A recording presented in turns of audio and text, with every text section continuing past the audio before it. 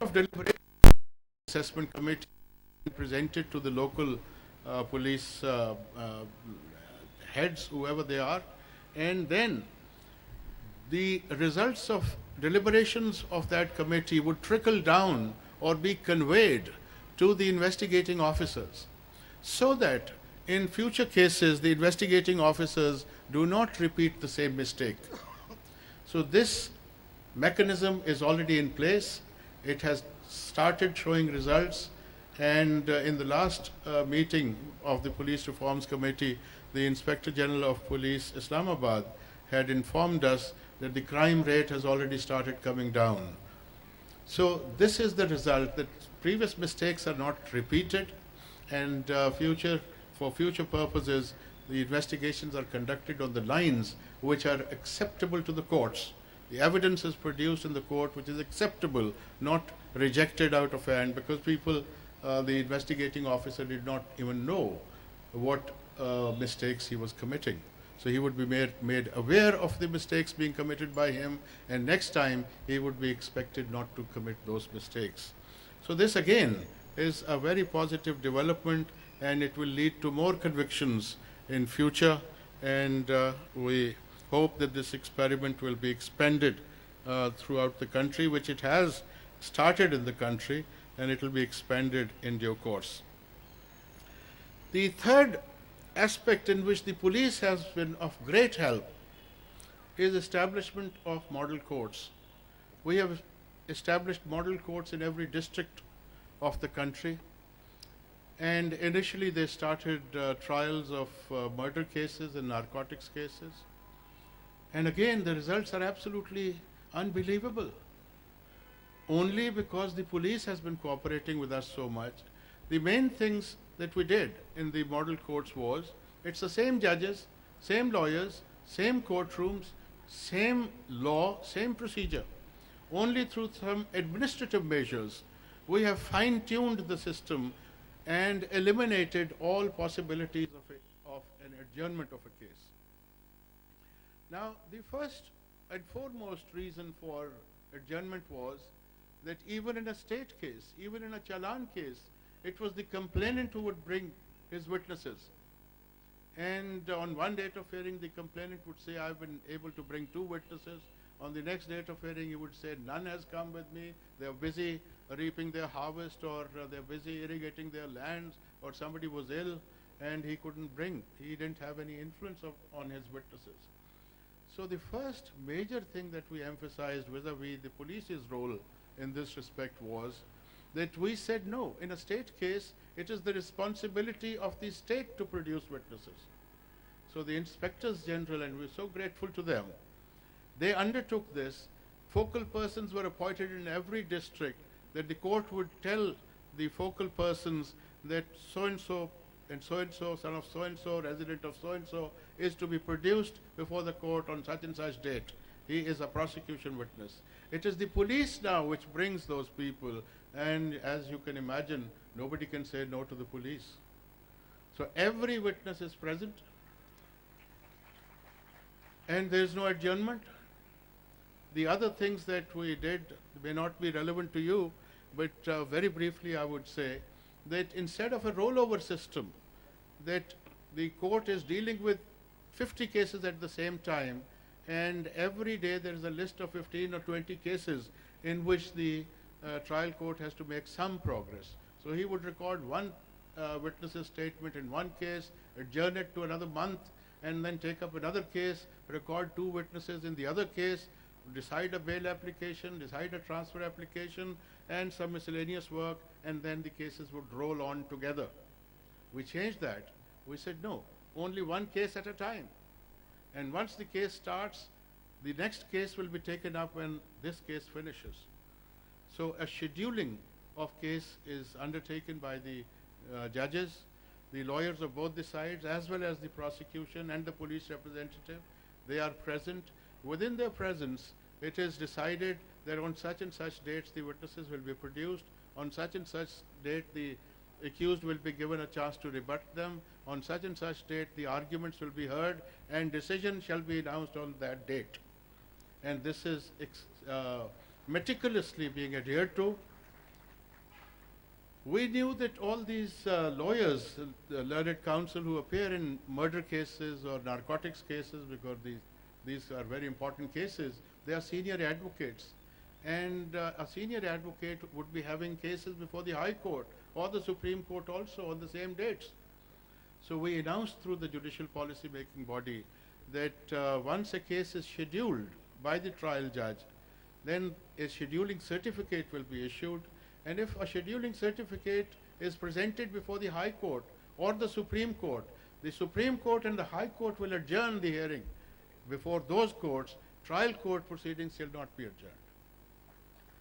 So this has brought about miraculous results, and I'm very happy to share with you that model courts in the last 189 days, they have decided 24,523 murder and narcotics cases.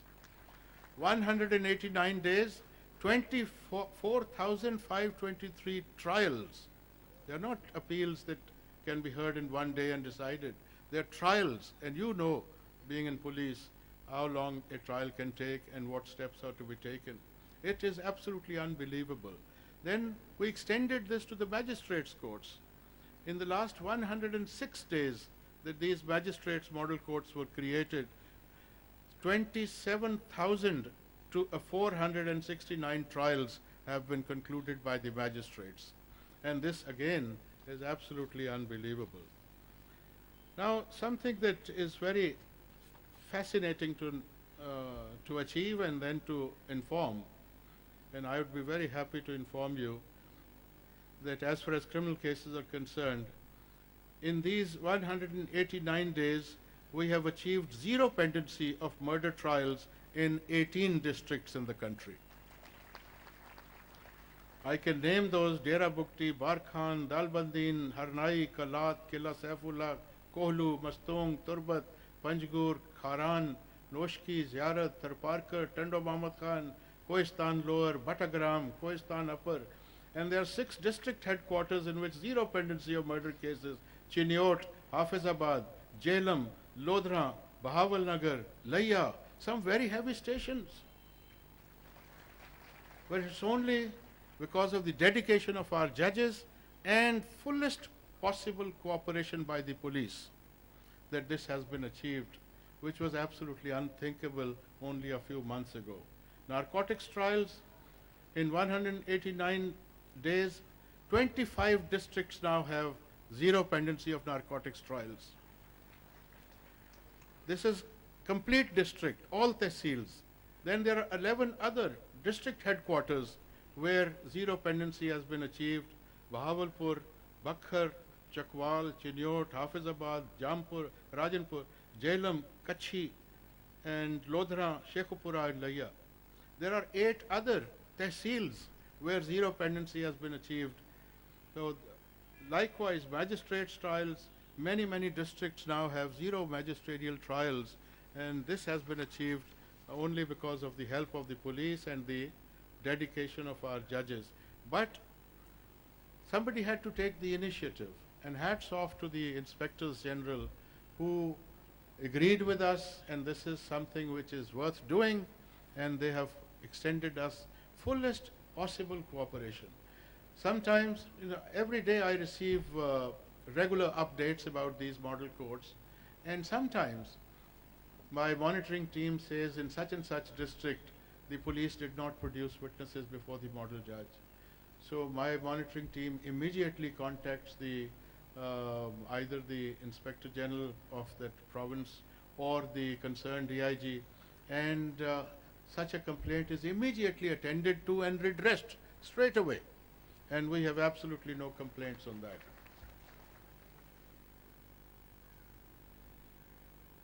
With this zero pendency of criminal cases, murder cases and narcotics, and also we have attended to, for the magisterial trials, 489F cases, dishonored checks. I was surprised to know that thousands and thousands of such cases are pending before magistrates for the last many years, and no progress had been made, and money belonging to businessmen and others was stuck. So when we started this drive, I have been told that till yesterday about 100 crores of rupees have been recovered and given to the person whose check issued in his favor was dishonored. So 100 crores of rupees going back to the persons who deserved that, and it can help their businesses, and their whole life will be on rails again. So this is how crime is reduced. Now whenever such a case is taken up, before the trial starts, the accused says, I am ready to pay. And the purpose is served, and the case is finished. So this is the spirit. This is the effect of taking up all these matters on such a fast track, that people can delay their liabilities, they can postpone their liabilities if they know that the justice system will not respond quickly. But if they know that the justice system is going to respond quickly, then they are more prone to settle the issue straight away. And you'll be surprised that all these about 77,000 trials that have so far been conducted and concluded by the model courts throughout the country in different murder, narcotics, and magisterial trials, almost ₹1 billion of fines have already been imposed upon all those who were convicted.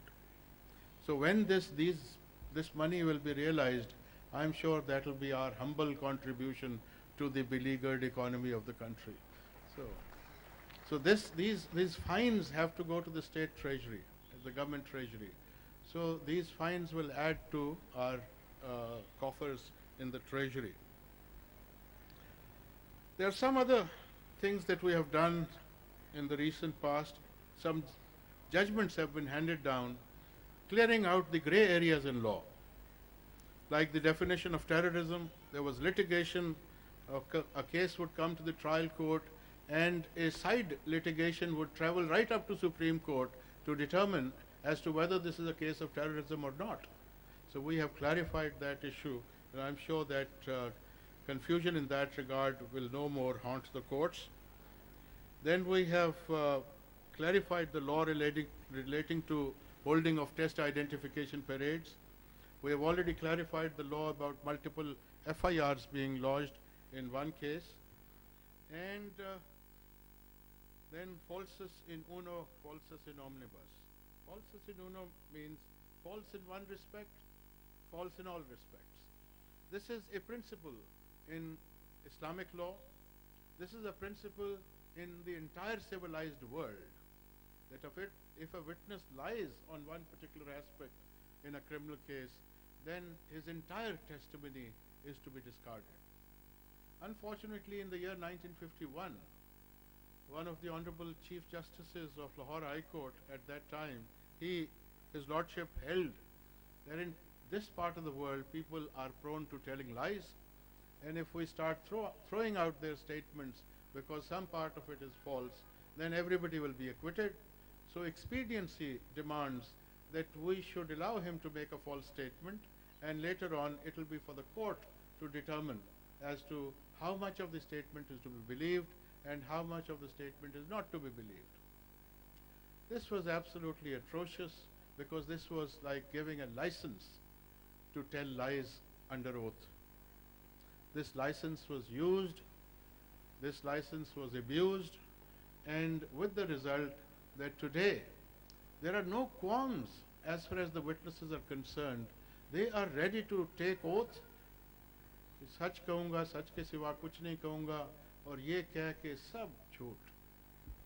एक उसमें मुल्ज़िम असली होता है, उसके दादा को, उसके चचा को, उसके बाप को, उसके वालदा को, उसकी नानी को, सबको मुल्ज़िम बना देते। So, and the courts were very conveniently, they would accept all such testimonies, they would sift, and then after a delay of 3 to 5 years, when the case is decided, all those innocent people are sometimes acquitted, and the real one is convicted. We said no more. No more false witnesses in the courts. कि हल्फ उठाया है तो गलत बयान देना बजात खुद एक जुर्म है, परजरी, जिस पे 15 सेक्शंस हैं पीपीसी में, कि how can a court of law allow that yes okay go ahead tell lies. We said no, this can't be done, and this is against Islamic law, this is against the civilized law, and we have brought that principle back. So now greater responsibility lies on the investigating officers, क्योंकि ये हो नहीं सकता कि investigating officer को पता ना हो कि ये झूठा गवाह है. कोई भी वाकया हो जाए, कहते हैं कि जी ये वो दुकानदारों के सामने हुआ था, बाजार ने सब ने देखा था, लेकिन जी गवाह नहीं बनते. तो देखें अब मुलजिम को तो किसी सजा दिलवानी है, तो वो उसका चचा जो 70 किलोमीटर दूर रहता है, वो इत्तेफाक से वहाँ से गुजर रहा था और जो उसने वाकया देख लिया. ये ऐसे झूठ, जबकि तफ्तीशी अफसर को पता है कि ये झूठ है, तो ये तफ्तीशी अफसर की जिम्मेवारी है, क्योंकि अगर इंसाफ करना है तो फिर कानून के मुताबिक और अदल के जो भी मेयार हैं मज़हब में भी और कवानीन में भी, उनके बगैर इंसाफ नहीं हो सकता. अगर आप एक इंसाफ को अचीव करने के लिए 10 जराइम और कराते हैं, परजरी, अगर 10 गवाहों ने आके झूठ बोला है, तो उन जराइम का जिम्मेवार कौन है? तफ्तीशी अफसर. So we have decided that in such cases, इस वक्त तकरीबन 15 के करीब गवाह ऐसे हैं जिनको हमने परजरी के ट्रायल के लिए रेफ़र कर चुके हैं, ताकि दूसरों के लिए मिसाल हो. और अब हमने ये फैसला किया है कि इंशाअल्लाह आइंदा के केसेस में तफ्तीशी अफसर को भी उतना ही हम मुल्ज़म बनाएंगे कि इसने परजरी में मदद की है. अगर ये तो कोई इंसाफ दिलाना नहीं है कि एक इंसाफ दिलाने के लिए जिसको एक जुर्म हुआ है, उसके 10 जराइम आपके under your nose and with your blessings, वो आप 10 जराइम खुद कराएं, ये नहीं हो सकता. तो इसका नतीजा यही होगा कि शायद 2-4 साल कुछ लोगों को फ़ायदा हो जाए. उसके बाद जब मुआशरे तक ये खबर पहुंचेगी कि अब झूठा गवाह नहीं चलता, तो फिर या इंसाफ मांगना छोड़ देंगे अगर सच बोलने की हिम्मत नहीं है गवाहों में, या फिर इंसाफ मांगेंगे तो ऐसी सच्ची गवाही आएगी कि कोई बरी नहीं हो सकेगा, क्योंकि सच में बड़ी ताकत होती है. So the message that I want to convey today, that all these efforts are okay, are very good, they serve some purpose. But at the end of the day, what is the purpose of having a police? Number one, to nab a criminal, and number two, to create a situation where people don't commit crime. But if the police itself supports commission of crime of perjury, then how can that system be just? तो ये आप एक मुआहिदा कर लें सब कि ये नहीं हम करेंगे. बरी होते हैं तो हो जाए, अगर कोई झूठ, अगर कोई सच्चा गवाह नहीं गवाही देने जाता, अगर उसमें इतनी हिम्मत नहीं है, क्योंकि अल्लाह ताला का हुक्म क्या है, हम इस्लामिक ममलकत है, ममलकत खुदादाद पाकिस्तान जो है, इसके आइन कहता है कि Islam shall be the state religion. अल्लाह ताला का हुक्म है कि सच्ची गवाही दो, चाहे वो तुम्हारे अपने खिलाफ हो, चाहे अब तुम्हारे वालिदैन के खिलाफ हो, चाहे तुम्हारे अजीज अकरबा के खिलाफ हो. तो हम कैसे कह दें कि जी सच्चा गवाह तो हिम्मत नहीं रही उसको, तो इसलिए हम झूठे गवाह से काम चलाएंगे. काम चलाना मकसद नहीं है, कानून के मुताबिक इंसाफ अचीव करना मकसद है. अगर इंसाफ को अचीव करने के लिए जुर्म करना पड़ता है, तो ऐसा इंसाफ नहीं है जो मुआशरे को करप्ट कर रहा है. इंसाफ नहीं हो सकता. एक शख्स को इंसाफ देते हुए मुआशरे को सारे को करप्ट कर दिया. तो आज आप हिम्मत करें, फैसला कर लें कि आप तो की तो जॉब ही है कि लोगों को कानून पर अमल करवाना है आपने. तो कानून पर अमल कराते कराते गैर कानूनी काम आपके होते हुए आपके कलम से कैसे निकल के जाता है. जब चालान में आप विटनेसेस लिखते हैं, कौन सा तफ्तीशी अफसर है जिसको नहीं पता होता कि ये गवाह इम्पोर्टेड गवाह है, ये प्लांटेड गवाह है, बल्कि वो सजेस्ट करता है कि वो गवाह लेके आओ. अनविटनेस्ड अकरेंस है तो 2 गवाह वज टक्कर के बनाने हैं, 2 गवाह हमने बनाने हैं जी लास्ट सीन के, ये 2 गवाह रिकवरी के बनाने हैं, ये लेके आओ. वो 5-6 रिश्तेदार वो फिर आ जाते हैं अदालत में कि सच के सिवा कुछ नहीं कहूँगा, और फिर सच के सिवा सब कुछ कहते हैं. सबको, कोर्ट को भी नजर आ रहा है, सबको नजर आ रहा है कि ये प्लांटेड विटनेस है. In the larger interest of doing justice, ये अच्छी इंसाफ है झूठ के ऊपर बेस्ड. तो अगर ऐसा इंसाफ है तो फिर देयर इज अ प्रॉब्लम. کیونکہ ایک کیس میں انصاف کرتے کرتے سارے معاشرے میں ناانصافی پھیلا دیں. تو یہ تہیا کر لیں کہ آج سے ہم نے یہ غلط کام نہیں کرنا، چاہے جو مرضی ہو جائے. اگر کسی نے گواہی دینے کی ہمت نہیں ہے تو نہ مانگے انصاف. آپ کا کام کنوکشن اچیو کرنا نہیں ہے، آپ کا کام ہے کنوکشن اکارڈنگ ٹو لا. ہمارا کام انصاف کرنا نہیں ہے، ہمارا کام ہے انصاف کرنا قانون کے مطابق. یہ ہماری اوتھ ہے، آئین میں لکھا ہوا ہے I shall do justice according to law. چاہے مجھے نظر بھی آ رہا ہے کہ اس نے قتل کیا ہے، اگر قانون میں نہیں ثابت ہوتا it's my duty to acquit. اللہ تعالیٰ کے کا نظام بھی یہی ہے. اللہ تعالیٰ کے ایک جرم کے بارے میں کہتے ہیں 4 گواہ لاؤ، اور ساتھ اگلا فکرہ کیا ہے کہ اگر تم 4 گواہ نہیں لا سکتے تو تم جھوٹے ہو، اور اللہ کی نظر میں بھی جھوٹے ہو. یہ اللہ کا نظام ہے. ایک سٹینڈرڈ آف پروف جب مقرر کر دیا گیا ہے، اس سٹینڈرڈ پر اگر ایویڈنس نہیں آ رہا تو کنوکشن نہیں ہو سکتی. تو یہ بات آپ نے اس کو ذرا سمجھ لیں، کیونکہ ہم نے بہت 70 سال اس میں ضائع کر دیے ہیں. 1951 میں ہم نے کہا کہ جھوٹ بولنے کی اجازت ہے، اب 2019 میں ہم نے کہہ دیا ہے کہ جھوٹ بولنے کی اجازت ہرگز نہیں ہے. تو اب سب اس بات کو ذرا اچھی طرح سمجھ کے اس کے اوپر چلیں. ایک اور بات جی، تفتیشی افسر کا کام نہیں ہے کہ جو ایف آئی آر میں لکھا دیا ہے مدعی نے اس کو ثابت کرنا ہے کہ صحیح ہے. تفتیشی افسر کا کام یہ نہیں ہے. تفتیشی افسر کا